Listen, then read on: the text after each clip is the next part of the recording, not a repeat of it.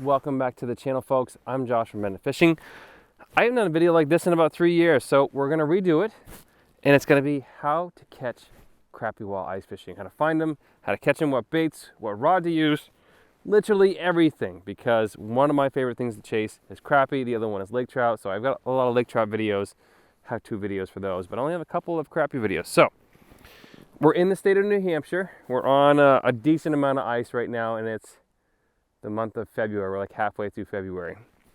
Don't know if that really matters. This particular pond, I'm going to show it to you on Navionics. So if you don't have the Navionics app, it is free for some features, and then you can pay for it. So it's just a contour map of the pond or lake.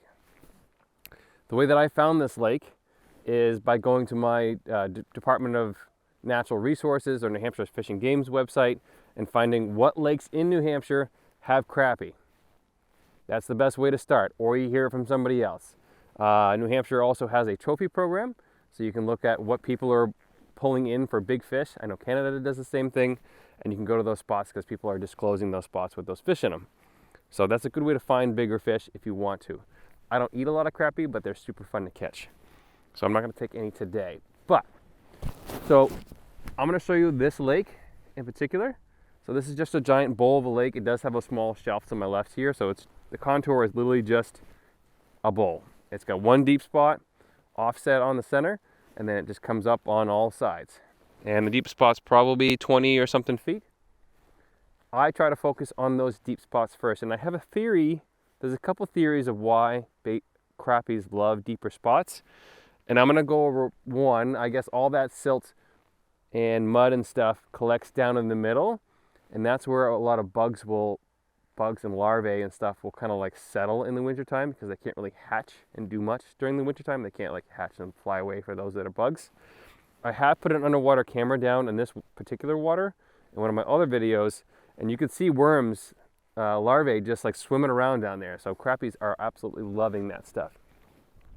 So that's one reason. The other reason is there's actually a thermocline that sets up in even these smaller ponds where it'll be 32-degree water on top, and the bottom part of the lake will actually be 39 degrees, or actually warmer water. So I think those crappies actually like that warmer water in the wintertime, right? Nobody likes to be cold. So I think that's why they're in those deeper spots.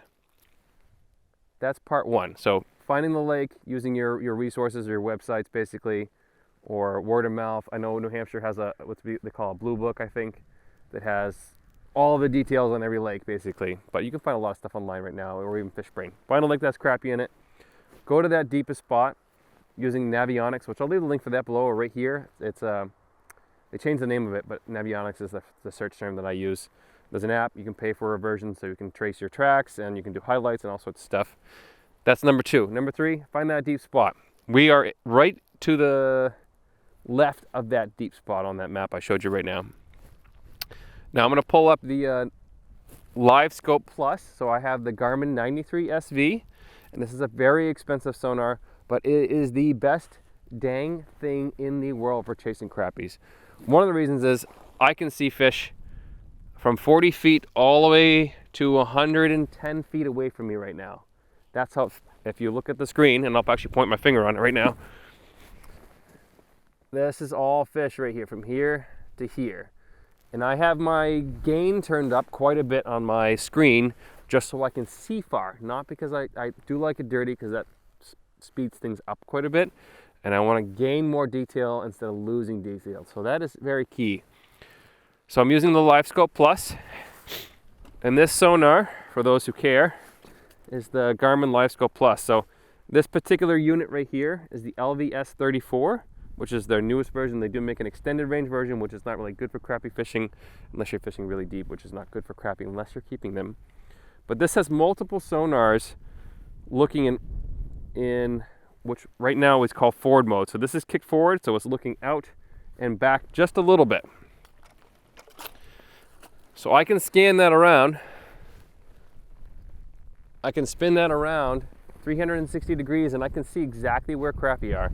Now, one of the things I do is I'll go back and I'll hit highlight, and I'll actually mark that location where those crappie are and go chase them down with my snow dog. So I'm on a powered machine today because I didn't want to deal with the snow and slush, so on foot. So we're chasing them with the Snow Dog today, which I'll leave the link for that below. It's a great tool, especially for chasing crappies. It's fairly quiet, and you can go on pretty thin ice with it because it does not weigh a lot. So there we go. Let's go chase these crappies down. So they're about 60 feet this way behind this main camera right here. Let's go over there and drill a hole on foot, and then we'll go over and can walk back and bring the Snow Dog to see if we spook them. So let's go do that step, and I'll show you my methodology of pacing out how far we want to go. So the handle on my Garmin Live Scope is facing this way, and I need to go at least 60 feet to hit the edge of the school. What I want to do is kind of either hit the edge of the school or be right in the middle of them. I know that kind of doesn't make sense, but depending on how spooky this school is, if I hit the edge of them, they might swim away. So I want to kind of hit the middle. They'll either swim towards me or away from me. So each step on my height is about 3 feet. So I'm going to walk a total of 20 paces in this direction to get right on them, and then I'll move my rig. So 1, 2, 3, 4, 6, 7, 9, 10, 2, 3, 5, 6, 7, 8, 9, 10. And we want to go just a little bit more.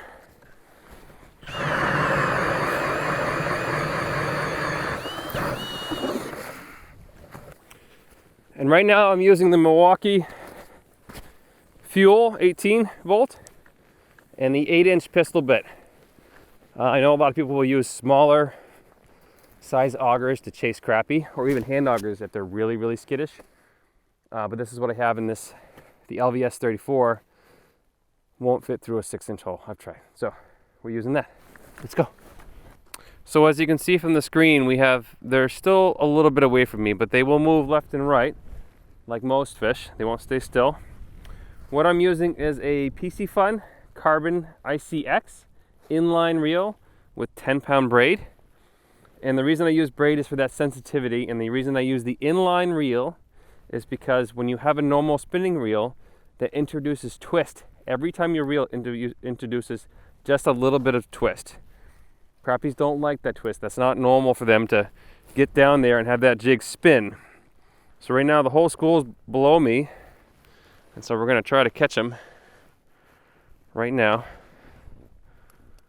and see if they're in the biting mood. And they are. I missed him.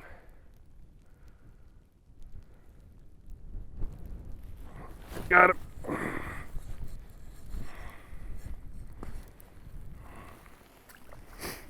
There we go. Our first little basin crappie.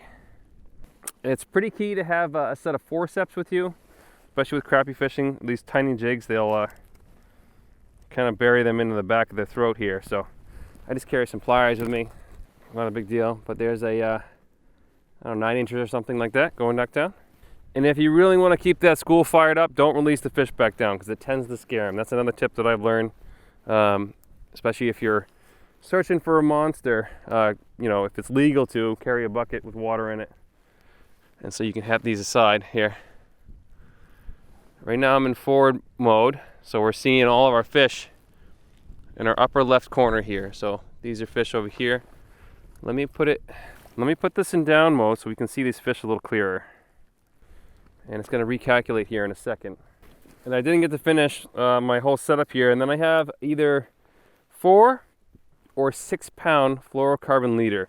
If you have an area that has a lot of pickerel or pike, I try to bump up that size. Oh, like this one right here is pretty sure is a pickerel. And I want to stay just above these crappies. Here's one comes one right now.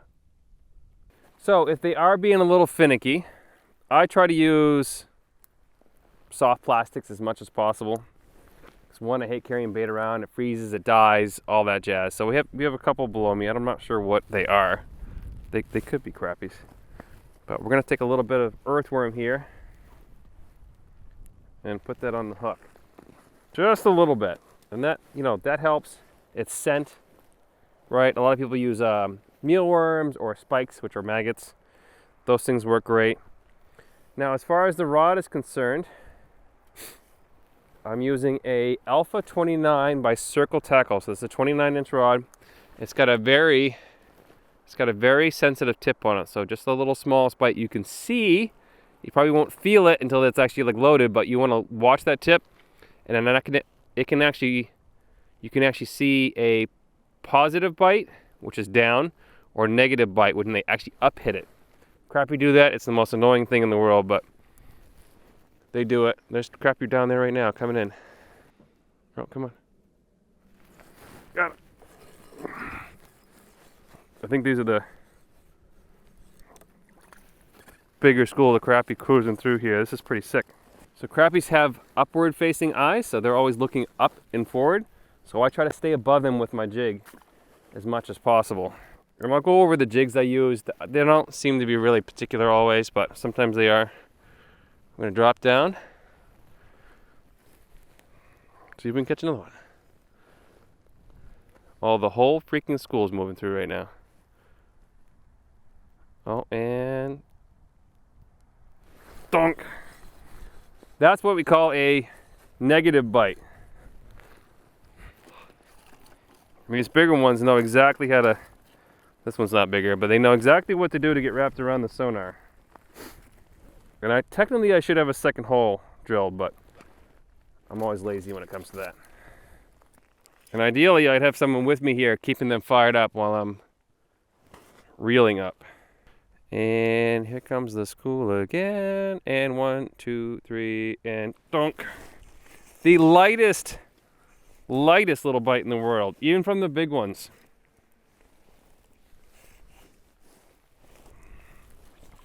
Like this one right here. Even from the slabs, it's just the lightest little bite.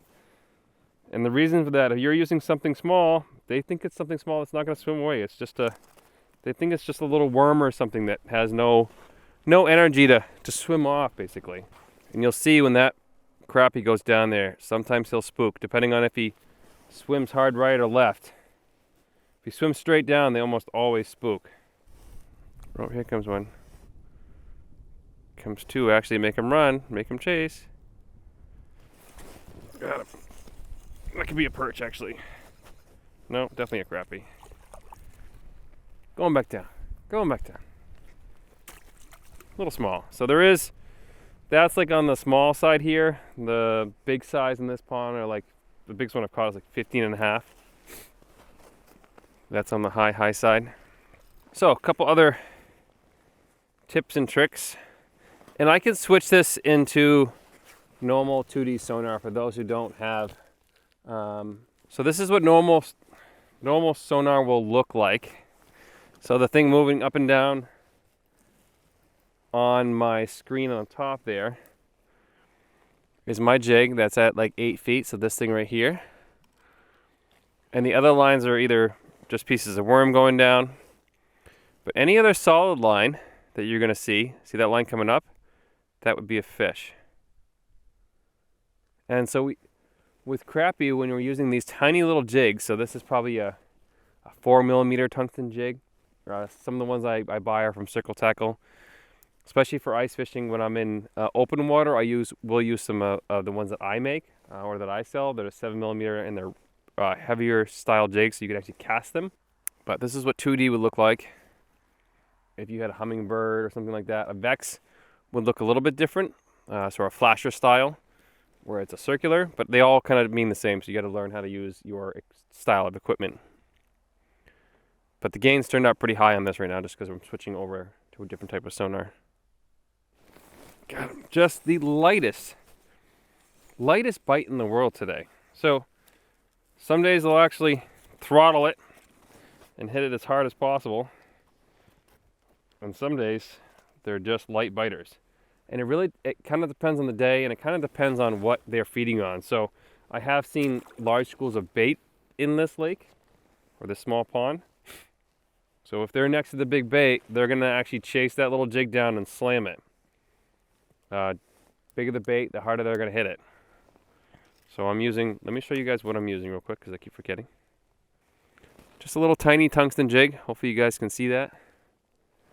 Little tiny guy with a little piece of worm on it. And most of the time, like I said, I'll use a soft plastic, something like that.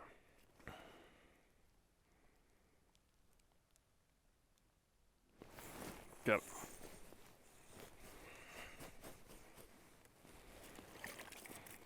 There's a slab right there. That thing is fat. Look at the shoulders on that guy right there. Going back there.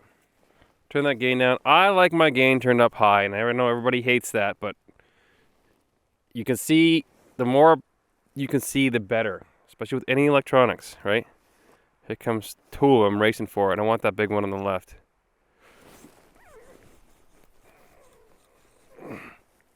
He's about to pull drag here in a second. Giant. Giants. One after another giant. So crappies are a schooling fish. If I hadn't said that already, they're a schooling fish. They like to stay together, and they will spook together, unfortunately. Yep, piece of worm fell off. That little tiny piece of bait can really make the difference whether you catch fish that day or not. So they came up to it and ignored it. I'm just using a little piece of worm, just about a hook gap past the back of the J. You don't want it too long. You don't want to give them a chance to snipe it off the back, basically. And I've only had to drill 2 holes in this pond. I started where it was deep, and they happen to be very close to where I was. So we're close to some vegetation, so some vegetation on that side. But these basin crappies will kind of just keep schooling around in one area, especially if they continuously find food. So obviously there's food here, and that school will just keep cycling through. So you can sit here and wait till they come by, but you want to make sure your line is down. I could put up, in this particular lake, 6 different tip ups, or whatever you want, jaw jackers, whatever, 5 and then a jigging line. But I like to just jig for them. It's super fun. And so what I mean by dead stick is just literally, you can set the rod down on the ice so it unspins. And that makes a huge difference. Or what you can do is just like slight little jiggles, and that'll actually prevent the line from spinning. We know that there's a pond that has crappie on it by, using resources around us, online resources, Fish Brain, your state basically program, or Fish and Game in your state, or DNR, whatever you want to call them. We want to look for the deepest spot in that little pond or that little lake on these particular basin crappies. There are other types of crappies, and these are black crappies for those who don't know, that like to stay in the weeds in the wintertime. Those are a little bit different. They are up shallow, and they are in those weeds because that's where the food is. So in this case, the food is in this area right now. There's food, it's warmer, they can school easy with their buddies. We want to find that deepest spot using navionics, or you can use your Vexilar if there's no, or your sonar unit. I personally would not go out crappie fishing without a sonar. Not worth it to me. Sonars is the cheapest sonar you can buy right now is one of those ones that sync to your phone for like $130, $150. I have seen videos of them being used. I've not used one myself, but you already have a $1,000 screen in your pocket for your phone. Might as well put a sonar on there and get some ice fishing use out of it. This is a perch, dinky perch. Get one of those, and I'll recommend the Garmin one right now, and there's also a Deeper Pro, which makes ones as well. They float in the hole. And just stay in those basins and wait till those crappies come around. You can drill a hole, and they won't be there. Wait 5 minutes, they'll come back through. Just like here, you've seen, if you watch the time lapse of the sonar today, they go in, they come back. They go out. They're all over the place. Right? They don't just stay on one thing. There is some structure behind me that they like to chill up on, and I'm not directly on that because I don't think that really matters to them. Find the basin, find that deep spot, use your electronics, right? Wait for them to come through. The LiveScope Plus is one of the best things out there for finding crappies.